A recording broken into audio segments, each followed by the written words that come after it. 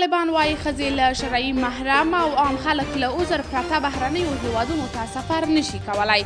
افغان طالبانو ویلي افغاني ښځې له دې وروسته نشي کولی چې له شرعي محرم پرته له افغانستانه بهر نورو هیوادونو ته سفر وکړي.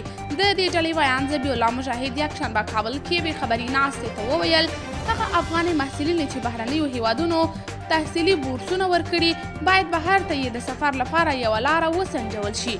نوموړي همداراز ویلي هغه افغانان چې له کوم عذر پرته غواړي بهرنیو هیوادونو ته سفر وکړي مخه به یې نیول کیږي. د طالبانو ویاند ویلي په بهرنیو هیوادونو کې ځینې افغانان په بد وضعیت کې ژوند کوي او دوی یعنې طالبان نه غواړي چې نور افغانان هم په ورته برخلیک اخته شي.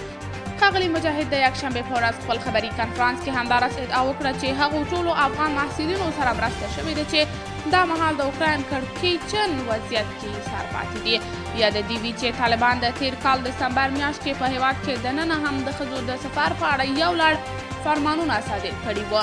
هغه مهال د طالبانو د امر بالمعروف او نهي عن المنکر وزارت لخوا یو لارښود خپور شوی و چې د موټر چلوونکو ترمنځ ویشتل شوی و تصویرونه یې پر ټولنیزو شبکو خپاره شوي وو. دې لارښود کې راغلي ول چې موټر چلوونکي باید بې حجابه میرمنې موټر ته پورته نه کړي، موټرو کې موسیقي ونه غږول شي او هغو ښځو ته چې له 2 کیلومترو اوږده سفرونه ولري او محرم نارینه ورسره نه وي په موټر کې ځای ورنه کړل شي. د بشري حقونو د سار سازمان په تیر کې ویلي و د طالبانو لخوا د ښځو د سفر په اړه نوی محدودیت چې له مخې یې باید ښځې له محرم یا نارینه پرته اوږده سفرونه ونه کړي د ښځو د زنداني کولو په لور یو ګام دی. د بشري حقونو د سار سازمان یوې چارواکې هیتر بار 13 دسمبر میاشت کې د فرانسې خبري اژانس ته ویلي و د طالبانو دا نوی فرمان په افغانستان کې له ښځو نه نورو ښارونو ته او د کار او کسب لپاره د آزادانه تګ راتګ فرصت اخلي. دغه چارواکې دغه راز ویلي و د دې محدودیت له امله به ښځې نشي کولی چې ان له کورني تاوتریخوالي سره د مخامخېدو په صورت کې هم وتښتي. د بشري حقونو د سار سازمان د طالبانو د هغو سیاستونو یو اوږد لیست هم وړاندې کړی و چې په هغو کې د ښځو له حقونو نه سرغړونه کیږي.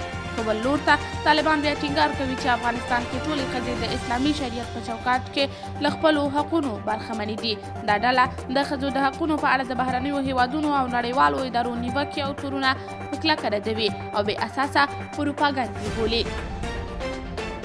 قدرمن لیدونکو تاسې د دې موضوع په هکله څه نظر لرئ؟ نظریات مو راسره کمنټ کې شریک، ویډیو لایک او چینل سبسکرایب کړئ.